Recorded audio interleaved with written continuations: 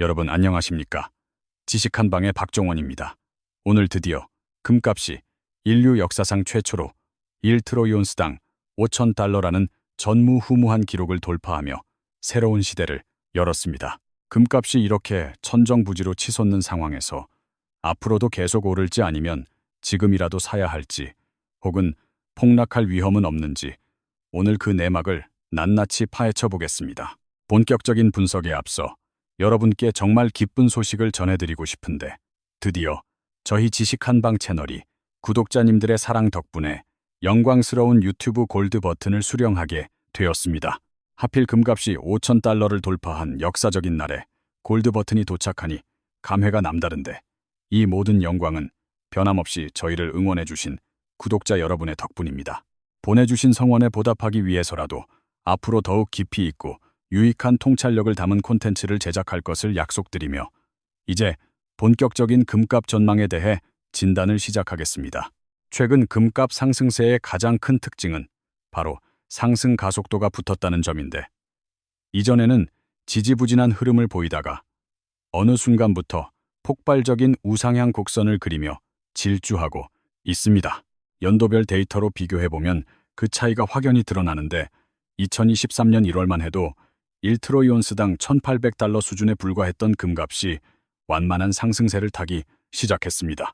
2024년 1월에는 2,100달러로 소폭 상승하며 박스권을 형성하는 듯 보이더니 2025년 1월에는 2,750달러를 돌파하며 시장의 모든 예측치를 뛰어넘기 시작했습니다. 그리고 불과 1년 만에 가격이 거의 2배 가까이 폭등하며 오늘 드디어 5,000달러 고지를 점령했으니 이는 전형적인 비선형적 폭등 그래프의 형태를 띠고 있습니다. 자산 가격이 상승할 때는 계단식으로 정직하게 오르지 않고 임계점을 넘어서는 순간 가속도가 붙으며 수직 상승하는 경향이 있는데 현재 금 시장이 바로 그 국면입니다.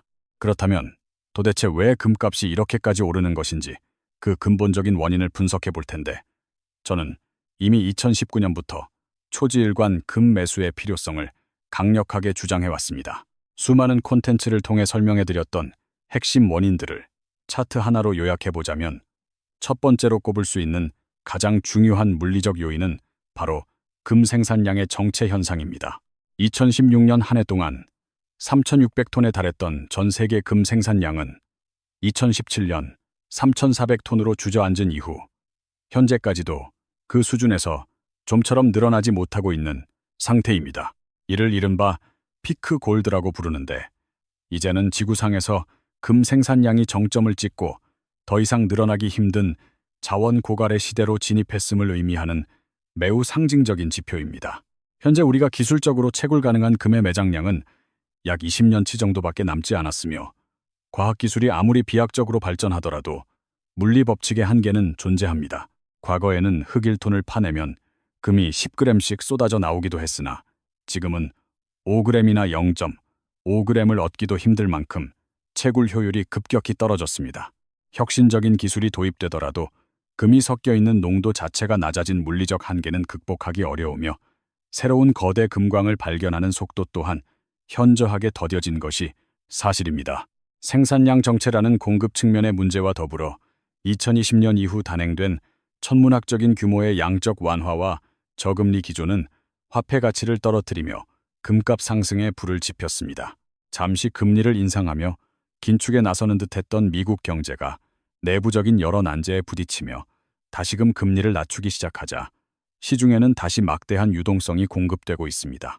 쏟아져 나온 돈을 회수하기는커녕 오히려 더 많은 돈이 풀리고 있으니 실물 자산의 대표격인 금의 가치가 상승하는 것은 경제 원리상 너무나도 당연한 수순입니다.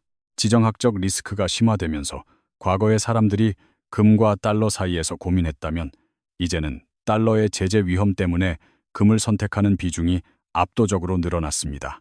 특히 동맹국과도 무역 전쟁을 불사하는 미국의 행보에 화가 난 유럽 국가들은 이제 미국 국채를 대량으로 매도하겠다며 강력한 경고 메시지를 보내고 있습니다. 덴마크와 캐나다 같은 국가들조차 여차하면 미국 국채를 팔아버릴 수 있다고 위협하는 상황에서 마지막 남은 절대적 안전자산은 결국 실물 금밖에 없습니다. 이러한 대외적 불신은 중앙은행들의 행보에서도 나타나는데 각국 중앙은행들은 미국 국채보다 금이 훨씬 안전하다는 판단하에 대규모 금 매입을 지속하고 있습니다.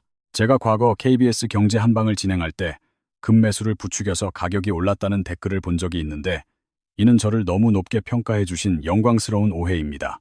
전 세계 금 시장 규모는 이미 30조 달러를 넘어서는 거대한 바다와 같기에 제 발언 하나가 시장 전체의 가격을 움직였다고 보기는 사실상 불가능하기 때문입니다. 또한 제가 금을 사라고 말만 하고 정작 본인은 금이 없지 않느냐는 의심도 있었지만 저는 2019년부터 확고한 신념으로 상당한 양의 금을 보유해 왔습니다. 저의 금 보유량은 일반적인 상상의 범주를 벗어나는 수준인데 이 과정에서 가장 힘들었던 점은 제가 평생 배워온 주류 경제학의 가르침과 충돌하는 것이었습니다. 미국의 시각이 반영된 주류 경제학은 달러 패권을 수호하기 위해 금을 낡은 유물로 치부하며 투자 가치를 의도적으로 평가절하하는 경향이 매우 강하기 때문입니다. 하지만 제가 2019년에 거시경제 상황을 연구했을 때 금값이 오를 수밖에 없다는 확신이 들었고 평생의 학문적 지식과 현실 사이에서 엄청난 내적 갈등을 겪었습니다. 다행히 제가 남들이 잘 하지 않는 복잡계 경제학을 전공하며 박사 학위를 받은 덕분에 주류 이론의 틀에 갇히지 않고 금의 가치를 남들보다 먼저 꿰뚫어 볼 수 있었습니다. 이제 금값이 5,000달러를 돌파한 시점에서 가장 많이 주시는 질문은 미국 정부가 가격 상승을 막기 위해 폭락을 유도하는 조치를 취하지 않겠느냐는 우려 섞인 질문입니다. 실제로 미국은 지난 100년간 달러 패권을 지키기 위해 금과의 전쟁을 지속해 왔으며 그 첫 포문은 1933년 루즈벨트 대통령의 금 소유 금지령이었습니다. 당시 미국 정부는 금 소지자에게 10년 이하의 징역이나 현재 가치로 10억 원에 달하는 벌금을 물리는 무시무시한 법안을 통해 국민의 금을 강제로 회수했습니다. 이 조치는 1970년까지 무려 40년 가까이 유지되었을 정도로 미국 정부는 달러의 유일한 경쟁자인 금이 시장에서 거래되는 것을 극도로 혐오하고 경계했습니다. 1980년 폴 볼커 연준 의장이 기준 금리를 20%까지 올린 이유도 단순히 물가 때문만이 아니라 폭등하던 금과 은의 가격을 찍어 누르기 위한 목적이 컸습니다. 이 전례 없는 고금리 정책의 효과는 실로 엄청나서 이후 20년 동안 금값은 고점 대비 무려 5분의 1 토막 수준으로 하락하는 암흑기를 보내야만 했습니다. 2011년에도 미국은 선물 증거금을 대폭 인상하는 방식으로 롱 포지션 베팅 세력을 퇴출시켜 금과 은의 가격을 다시 한번 시장 바닥으로 떨어뜨린 적이 있습니다. 이처럼 미국 정부가 마음만 먹으면 금값을 떨어뜨릴 수 있다는 역사적 사실 때문에 많은 투자자가 지금 이 시점에서 금을 사는 것을 두려워하는 것도 이해가 갑니다. 하지만 현재의 미국은 과거처럼 금값을 마음대로 통제하기 어려운 구조적 문제들에 봉착해 있으며 예전과 같은 극단적인 조치를 취하기에는 이를 것이 너무 많습니다. 오늘날의 미국은 1933년 루즈벨트 대통령 시절처럼 금 소유 금지령이라는 극단적인 카드를 꺼내기에는 달러 패권의 위상이 오히려 발목을 잡고 있습니다. 만약 미국이 다시 금 소유를 금지한다면 전 세계는 이를 미국의 파산 신호로 받아들일 것이며 이는 달러 가치의 즉각적인 폭락과 신뢰 붕괴를 초래할 것입니다. 과거 프랑스에서 리브르 화폐 가치가 떨어지자 왕정이 금 유통을 금지했다가 오히려 화폐가 완전히 망가졌던 사례처럼 현대 경제에서 금지령은 자살 행위나 다름없습니다. 그러면 두 번째 방법인 폴 볼커식의 초고금리 정책은 가능할지 따져봐야 하는데 당시와 지금의 가장 결정적인 차이는 바로 미국의 국가 부채 규모에 있습니다. 폴 볼커가 활약하던 시절 미국의 국내 총생산 대비 국가 부채 비율은 30%에 불과했기에 금리를 20%까지 올려도 이자 부담을 충분히 감당할 수 있었습니다. 하지만 현재 미국의 부채 비율은 국내 총생산의 120%를 초과한 상태이며 이 상황에서 금리를 대폭 인상했다가는 이자 갚기에만 국가 예산이 거덜날 판입니다. 금값을 잡기 위해 금리를 8% 이상으로 올린다면 미국은 이자를 내기 위해 더 많은 국채를 발행해야 하고 이는 결국 국채 시장의 붕괴와 금값 폭등으로 이어집니다. 세 번째 방법인 선물 증거금 인상 역시 2011년에는 효과적이었으나 현재는 실물금을 선호하는 동양 국가들의 부상으로 인해 그 위력이 예전만 못하게 되었습니다. 만약 미국이 종이 금 시장을 조작해 가격을 떨어뜨리면 중국이나 인도, 브라질 같은 나라들이 이때다 싶어 미국의 실물 창고에 있는 금을 헐값에 싹쓸이해 갈 것입니다. 이제는 서구권의 종이 증서보다 실물금 인도를 직접 요구하는 시대가 도래했기에 가짜금으로 가격을 누르려다가는 미국의 금고가 텅텅 비었다는 사실만 들통날 뿐입니다.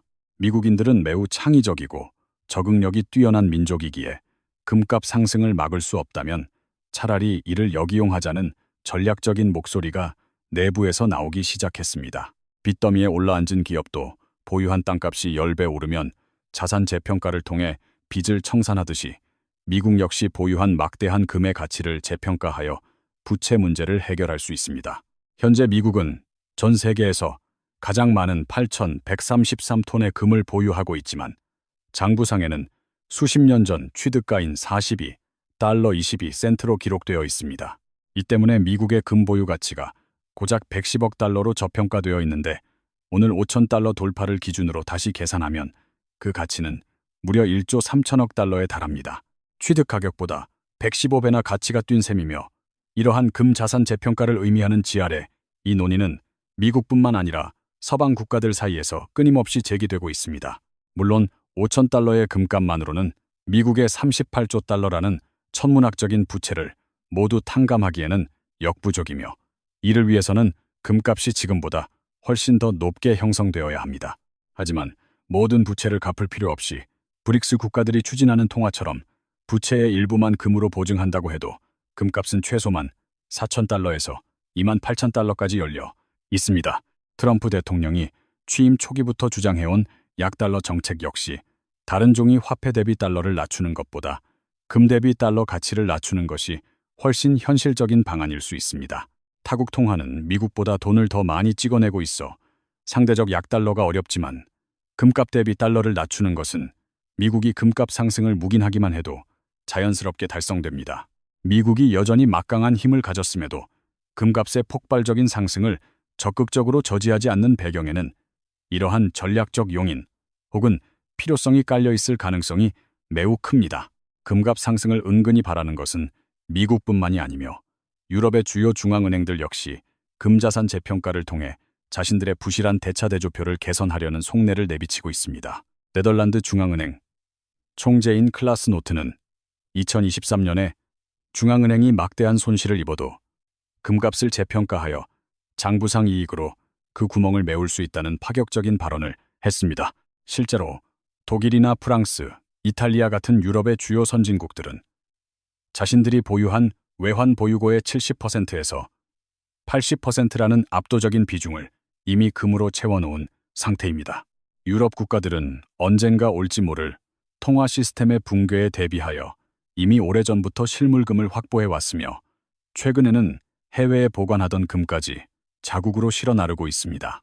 반면 우리 한국의 상황은 다소 우려스러운데 우리가 보유한 금은 고작 104톤에 불과하여 전 세계 금 보유량 순위에서 36번째라는 매우 낮은 위치에 머물고 있습니다. 한국의 외환 보유고 중금이 차지하는 비중은 단 1% 수준이며 그마저도 전량 영국 중앙은행 금고에 보관되어 있어 유사시 실물 인출권 행사가 불투명할 수 있습니다. 서방 국가들이 부채 탕감을 위해 금값을 높게 유지하려는 전략을 취할 때 금이 부족한 국가들은 상대적인 국력 약화와 화폐 가치 하락이라는 이중고를 겪게 될 위험이 큽니다.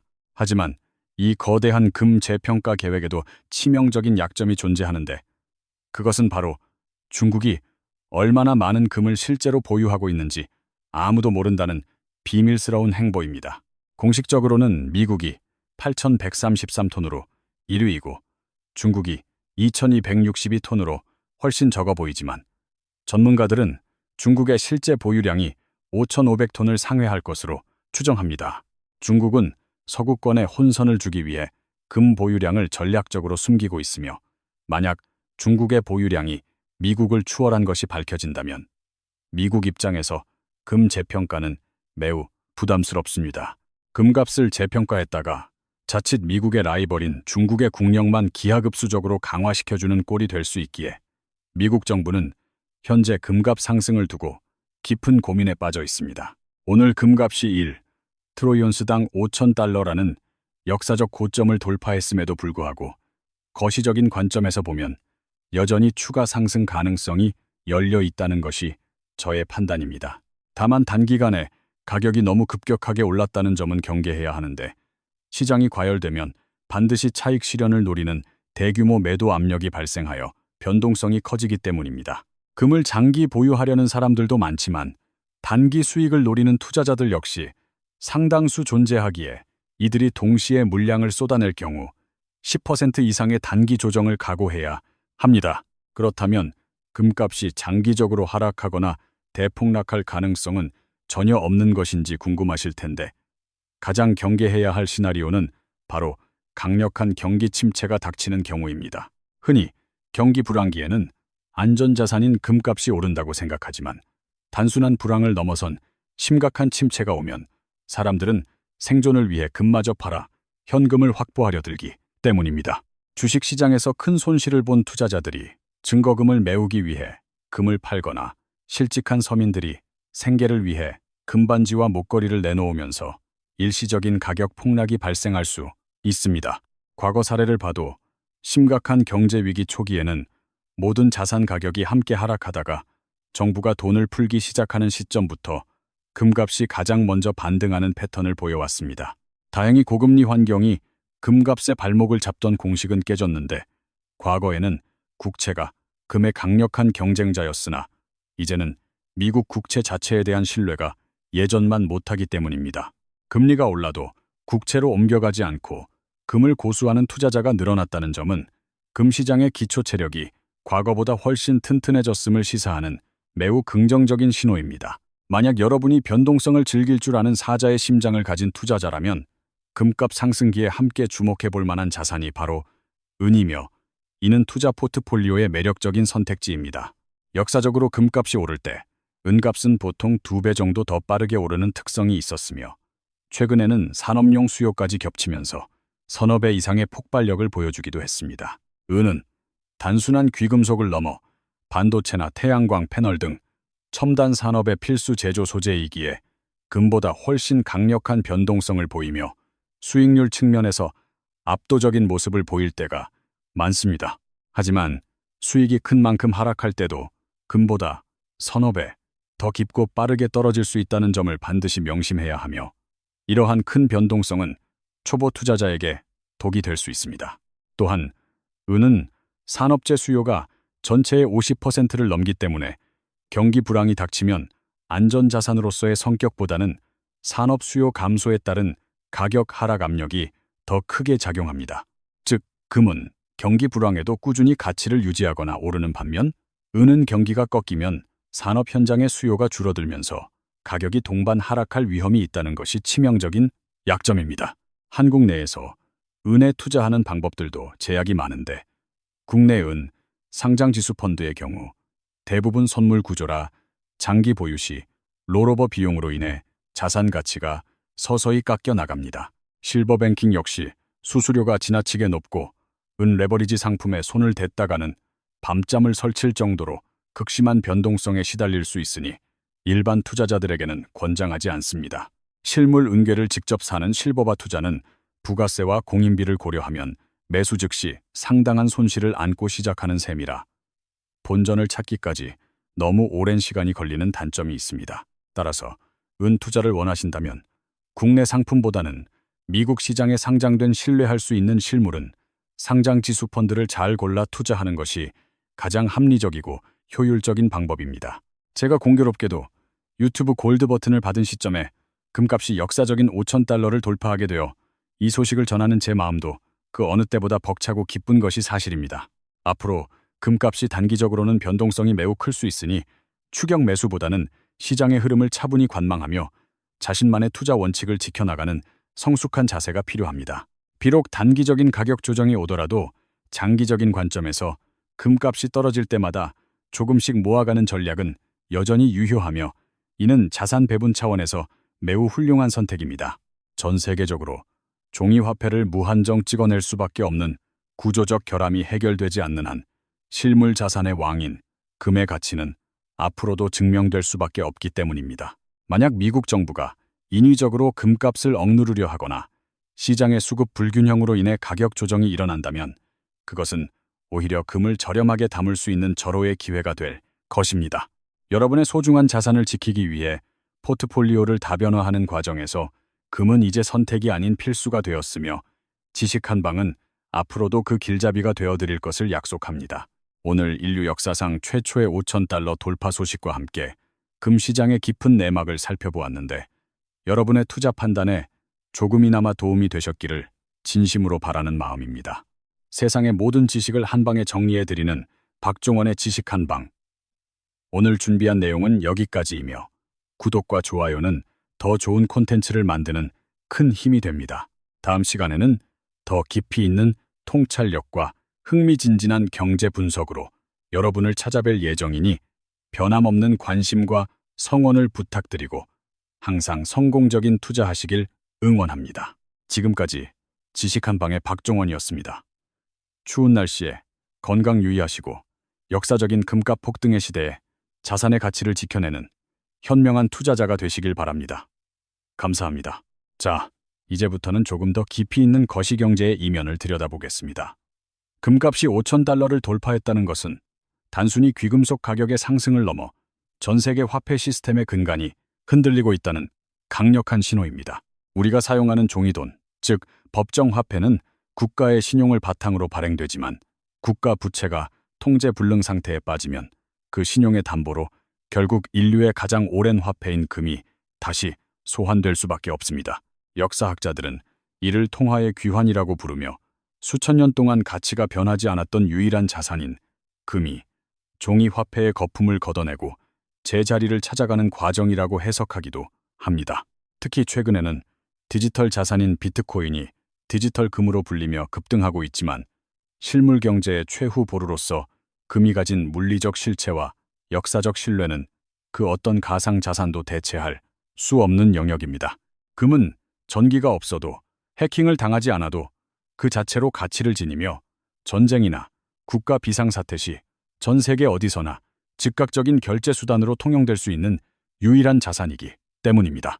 2026년 현재 우리가 목격하고 있는 금값의 폭발적 상승은 단순히 수요와 공급의 법칙만으로는 설명되지 않는 거대한 시대적 패러다임의 전환을 예고하고 있는 것일지도 모릅니다. 달러 패권에 도전하는 브릭스 국가들이 금을 기반으로 한 새로운 결제 통화를 준비하는 것은 미국 중심의 금융 질서에 균열을 내고 다극화된 경제 체제로 가기 위한 전략적 포석입니다. 이러한 지정학적 격변기에는 자산의 수익률보다 더 중요한 것이 바로 자산의 생존이며 금은 인류 역사상 모든 경제 위기 속에서도 살아남아 소유주의 부를 보존해준 기록을 가지고 있습니다. 여러분이 지금 금을 사야 할지 고민하신다면 단기적인 가격 등락에 일희일비하기보다 내 자산 중 일부를 영원히 변치 않는 안전한 금고에 보관한다는 철학적 접근이 필요합니다. 부자들은 자산의 일정 비중을 항상 금으로 보유하며 이를 수익을 내기 위한 수단이 아니라 만약의 사태에 대비한 보험이자 가문 대대로 내려갈 유산으로 생각하는 경향이 매우 강합니다. 금값이 오를 때 나타나는 또 다른 특징은 실물금을 구하기가 점점 어려워진다는 것인데 종이 증서인 금펀드와 달리 실물 금괴는 품귀 현상이 빚어지며 프리미엄이 붙기도 합니다. 골드바를 구매할 때 발생하는 공인비와 수수료가 아깝다고 생각할 수 있지만 위기의 순간에 내 손에 쥐어진 실물 금의 가치는 장부상의 숫자와는 비교할 수 없는 심리적 안정감을 제공합니다. 물론 금 투자가 만능은 아니며 금은 이자나 배당이 나오지 않는 자산이기에 금리가 매우 높고 경제가 안정적인 시기에는 기회비용 측면에서 다른 자산보다 매력이 떨어질 수 있습니다.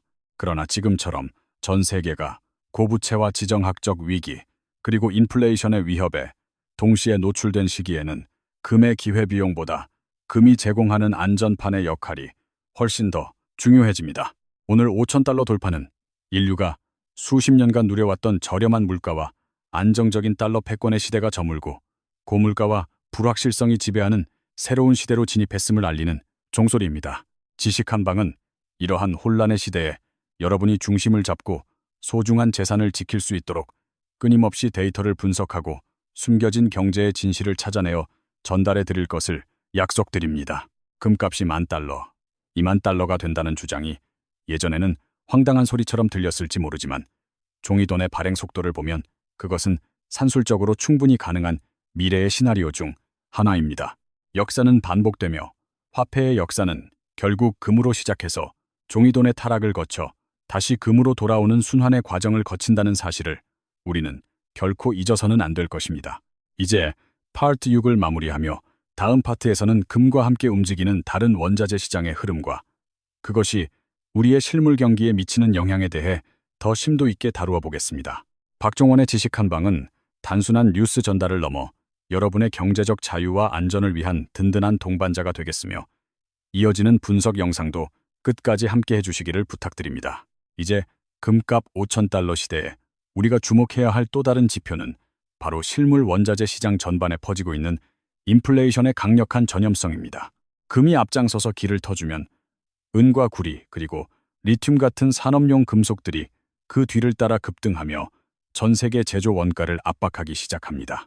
이러한 현상을 원자재 슈퍼사이클이라고 부르는데 공급은 한정적인데 반해 에너지를 전환하거나 첨단 기기를 만드는 수요는 폭발적으로 늘어나기 때문입니다.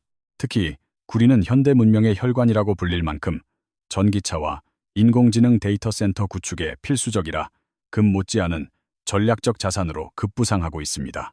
원자재 가격이 동시에 오르면 기업들은 생산 단가를 맞추기 위해 제품 가격을 인상하게 되고 이는 결국 우리 장바구니 물가에 직격탄을 날리게 됩니다. 지식 한방이 금값에 집착하는 이유는 금이 단순한 투자 상품이 아니라 모든 물가와 화폐 가치의 척도가 되는 가장 정직한 거울이기 때문입니다. 금값이 오를 때 단순히 내 금값이 올라서 좋다고 웃을 수만은 없는 이유가 바로 우리가 매일 소비하는 서비스와 물건값도 함께 오르기 때문입니다. 그래서 현명한 투자자라면 금을 통해 수익을 내는 것과 동시에 인플레이션이라는 거대한 파도에 내 생활 수준이 침몰하지 않도록 방어 전략을 짜야 합니다. 많은 분이 주식과 부동산에만 집중할 때 원자재와 실물 자산에 분산 투자했던 분들이 이번 금값 폭등장에서 웃을 수 있었던 것은 우연이 아닙니다. 자산 배분의 핵심은 남들이 가지 않는 길을 미리 읽고 인류가 수천 년간 지켜온 불변의 가치에 내 자산의 뿌리를 깊게 내리는 작업입니다. 최근 들어 젊은 세대들 사이에서도 조각 투자나 앱을 통해 금을 조금씩 모으는 이른바 금테크 열풍이 부는 것은 매우 고무적인 현상이라 생각합니다. 과거 기성세대가 금반지를 장롱에 넣어두었다면 이제는 디지털 플랫폼을 활용해 실시간으로 금 시세를 확인하고 자산 포트폴리오를 관리하는 시대가 되었습니다. 하지만 디지털로 금을 소유할 때도 해당 업체가 실제로 그만큼의 실물 금을 보유하고 있는지 혹은 신뢰할 수 있는 기관인지 꼼꼼히 따져보는 해안이 필요합니다. 가짜금이나 장부상의 숫자만으로는 위기의 순간에 내 가족을 지킬 수 없기에 지식 한방은 항상 실물 자산의 직접 소유와 신뢰도를 강조하는 것입니다. 지금 이 영상을 보시는 여러분 중에는 금값이 너무 올라서 포기하고 싶은 분도 계시겠지만 역사적으로 금은 비쌀 때가 가장 쌀 때였다는 역설이 존재합니다. 화폐 가치가 떨어지는 속도가 금값이 오르는 속도보다 빠르다면 지금의 5,000달러는 훗날 돌이켜보았을 때 아주 저렴했던 기회의 구간일 수 있습니다. 물론 투자는 본인의 책임하에 신중하게 결정해야 하며 감당할 수 없는 빚을 내어 금에 올인하는 투기적 행태는 시장의 변동성에 무너질 위험이 큽니다. 자산의 10% 혹은 20% 정도를 꾸준히 금으로 채워 넣는 적립식 투자가 개인 투자자들에게 가장 권장되는 안정적인 자산 증식의 정석입니다. 이제 파트 7을 정리하며 다음 파트에서는 미국의 금리 정책과 금값의 상관관계가 왜 예전과 다르게 작동하는지 그 메커니즘을 심층 분석해 보겠습니다. 지식 한방의 분석은 계속될 것이며 여러분의 자산이 황금처럼 빛나는 그날까지 박종원이 끝까지 함께하며 실전적인 경제 지식을 전달해 드릴 것을 약속합니다. 많은 분이 과거의 공식에 얽매여 금리가 오르면 금값이 무조건 떨어질 것이라 믿었지만 최근의 시장 흐름은 그 고정관념을 완전히 박살내고 있습니다. 보통 금리는 금 보유에 따른 기회비용을 의미하기 때문에 고금리 상황에서는 이자가 없는 금 대신 채권을 선택하는 것이 주류 경제학의 정석이었습니다. 하지만 지금은 미국의 국가 부채가 감당할 수 없는 수준으로 불어나면서 미국 국채 자체가 더 이상 무위험 자산이 아니라는 의구심이 시장에 퍼지고 있습니다. 금리가 올라도 국채 가격이 하락하고 신뢰도가 떨어지자 전 세계의 거대 자금들은 국채라는 종이 증서를 버리고 실물금이라는 안전한 요새로 피신하고 있습니다.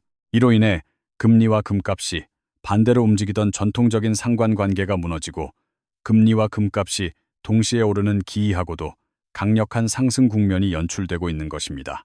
특히 중앙은행들이 달러 패권의 무기화에 반발하며 금을 매집하는 현상은 단순한 투자가 아니라 국가 생존을 위한 통화 주권 확보 차원의 움직임입니다. 미국이 러시아의 외환 보유고를 동결하는 조치를 목격한 국가들은 언제든지 자신들의 달러 자산도 종이 조각이 될 수 있다는 공포를 느끼며 금으로 눈을 돌렸습니다. 지식한방은 이러한 국제 정세의 변화가 금값 5,000달러 돌파의 진정한 엔진이라고 분석하며 이는 단기적인 유행이 아닌 거대한 시대의 흐름임을 강조합니다.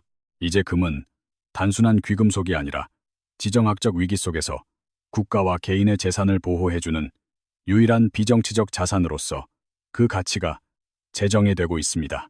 만약 여러분이 아직도 경제 교과서의 낡은 공식에만 의존하고 있다면 지금 당장 눈앞에서 벌어지는 복잡계 경제학의 실전 사례를 직시해야 할 때입니다. 트럼프 행정부의 재등장과 함께 보호무역주의가 강화될수록 각국의 화폐 전쟁은 더욱 격렬해질 것이며 그 전쟁터에서 금은 최후의 승자가 될 가능성이 큽니다. 관세 전쟁으로 인해 수입 물가가 오르고 통화 가치가 요동칠 때 금은 그 변동성을 상쇄해주는 훌륭한 해지 수단이 되어줄 것이기 때문입니다. 저는 2019년부터 이러한 혼돈의 시대가 올 것을 예견했으며 여러분께 금이라는 보험을 들어두라고 귀에 못이 박히도록 말씀드려왔던 것입니다. 이제는 금값이 너무 올라서 진입이 망설여지시겠지만 자산의 전체 규모를 지키는 관점에서 본다면 금은 여전히 매력적인 보험료를 지불할 가치가 있습니다. 보험은 사고가 난 뒤에 가입할 수 없듯이 금융 시스템의 균열이 더 커지기 전에 미리 금이라는 안전판을 확보해두는 지혜가 그 어느 때보다 절실합니다. 금값이 5,000달러를 넘어 10,000달러를 향해 가는 여정 속에서 수많은 조정과 공포가 있겠지만 그 본질적 가치를 믿는 분들만이 최후의 미소를 지을 것입니다. 지식한방은 여러분이 공포에 휩쓸려 잘못된 선택을 하지 않도록 객관적인 지표와 날카로운 통찰력으로 중심을 잡아드리는 등대 역할을 계속하겠습니다. 오늘 파트 8에서 다룬 금리와의 상관관계 변화를 꼭 기억하시고 자산 운용의 패러다임을 완전히 새롭게 재설계하시길 진심으로 조언해드립니다. 다음 파트에서는 금 채굴 산업의 현주소와 기술적 한계가 공급에 어떤 영향을 주는지 더 구체적인 산업 현장의 이야기를 들고 찾아오겠습니다. 여러분의 구독과 알림 설정은 지식의 한계를 넓히는 큰 힘이 되며 박종원과 함께하는 경제 공부는 여러분의 부를 지키는 가장 강력한 무기가 될 것입니다.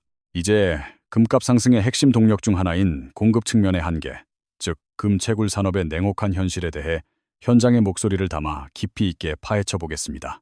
인류가 지금까지 캐낸 금의 총량은 올림픽 규격 수영장 4개를 겨우 채울 정도에 불과하며 앞으로 캘 수 있는 양은 그보다 훨씬 적은 상태입니다. 새로운 거대 금광을 발견하기 위해 전 세계 광산 기업들이 매년 수십조 원을 쏟아붓고 있지만 발견되는 금맥의 품질과 양은 갈수록 처참해지고 있습니다.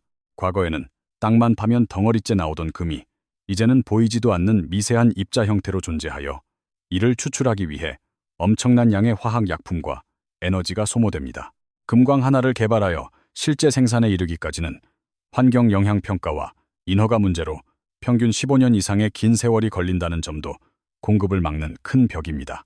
게다가 전 세계적으로 환경 규제가 강화되면서 탄소 배출이 많은 채굴 산업은 설 자리를 잃어가고 있으며 이는 결국 금 생산 단가를 높이는 원인이 됩니다. 인플레이션으로 인해 채굴 장비, 운용비와 인건비가 폭등하면서 금값이 오르지 않으면 광산을 폐쇄해야 할 처지에 놓인 기업들이 속출하고 있는 것이 현실입니다. 이러한 공급의 병목 현상은 금값이 오르더라도 생산량이 즉각적으로 늘어날 수 없게 만들며 가격 상승의 하방 지지선을 더욱 단단하게 구축하고 있습니다. 지식한방은 이러한 실물 경제의 물리적 한계를 무시한 채 종이 증서로만 금 시장을 논하는 기존 경제학의 맹점을 날카롭게 지적하고자 합니다. 비트코인처럼 코드 몇 줄로 발행량을 조절할 수 있는 디지털 자산과 달리 금은 지구라는 행성이 허락한 물리적 총량 안에서만 존재한다는 절대적 희소성이 있습니다. 인류가 화성으로 이주하여 우주에서 금광을 발견하지 않는 한 지구상의 금 공급은 이미 정점을 지났다는 피크골드 이론이 힘을 얻을 수밖에 없습니다.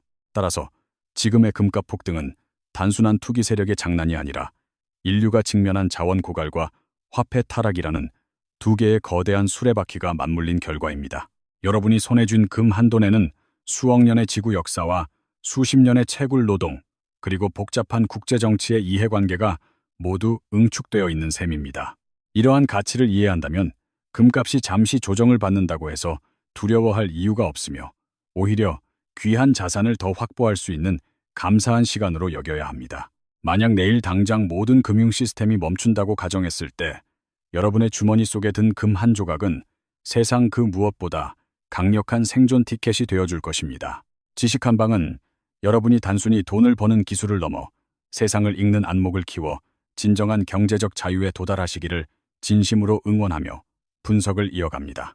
이제 파트 9를 마무리하며 다음 마지막 파트에서는 오늘 분석한 모든 내용을 총정리하고 2026년 하반기 금값 시나리오별 대응 전략을 제시하겠습니다. 금값 5,000달러는 끝이 아니라 새로운 시작일 수 있다는 점을 명심하시고 마지막까지 지식 한 방의 통찰력을 여러분의 것으로 만드시길 바랍니다. 박종원과 함께하는 이 황금빛 여정의 끝에는 여러분의 더 단단해진 자산과 현명한 투자 철학이 기다리고 있을 것임을 확신하며 다음 파트로 넘어갑니다. 지식은 나눌수록 커지고 부는 준비된 자에게 찾아온다는 진리를 믿으며 마지막 장을 향해 힘차게 나아가겠습니다. 구독자 여러분, 끝까지 함께해 주십시오. 자, 드디어 대망의 마지막 파트입니다. 오늘 우리는 인류 역사상 최초의 금값 5,000달러 돌파가 가진 10가지 핵심 의미와 대응 전략을 함께 살펴보았습니다. 요약하자면 금값 상승은 생산량 정체라는 물리적 한계와 무제한적인 화폐 발행, 그리고 지정학적 리스크라는 세 가지 거대한 기둥 위에서 지탱되고 있습니다. 특히 미국과 서구권 국가들이 부채 문제를 해결하기 위해 금자산 재평가 카드를 고민하고 있다는 점은 금값의 장기적 우상향을 지지하는 강력한 근거입니다. 물론 단기적으로는 이익 실현 매물이나 경기 침체 공포로 인해 10%에서 20%의 가격 조정이 올 수 있다는 점을 항상 염두에 두어야 합니다. 하지만 조정은 공포의 대상이 아니라 자산 배분을 하지 못했던 분들에게는 오히려 황금 같은 진입 기회를 제공하는 시장의 선물이라는 역발상이 필요합니다. 2026년 하반기 금값 시나리오의 첫 번째는 완만한 상승세를 유지하며 6,000달러 고지를 향해 나아가는 안착형 흐름이 될 가능성이 매우 높습니다. 두 번째 시나리오는 예기치 못한 지정학적 충돌이나 대형 금융기관의 부실이 터지면서 금값이 단숨에 7,000달러까지 수직 상승하는 변동성 확대 장세입니다. 어떤 경우든 여러분의 포트폴리오에 금이라는 든든한 보험이 들어있다면 시장의 그 어떤 풍파에도 흔들리지 않고 평정심을 유지하며 자산을 지킬 수 있습니다. 은 역시 금의 그림자로서 강력한 한 방을 보여줄 것이나 본인의 성향이 안정적인 것을 선호한다면, 금을 공격적인 수익을 원한다면 은을 적절히 섞으시길 바랍니다. 지식 한 방은 단순히 가격을 맞추는 채널이 아니라 여러분이 자본주의라는 정글에서 살아남아 승리할 수 있는 생존 지식과 통찰을 제공하는 든든한 아군입니다. 제가 오늘 받은 이 골드 버튼은 단순히 구독자 수의 증명이 아니라 우리 지식 한 방 가족 여러분이 경제적 지혜를 함께 나누고 있다는 소중한 증표라 생각합니다. 금값이 5,000달러를 넘은 역사적인 날에 받은 이 버튼의 무게만큼 저 박종원은 더욱 책임감을 느끼고 정교한 분석으로 여러분의 기대에 보답할 것입니다. 세상에는 수많은 투자 정보가 넘쳐나지만 본질을 꿰뚫는 데이터와 역사적 맥락을 함께 짚어주는 지식은 오직 지식 한 방에서만 만나보실 수 있다고 자부합니다.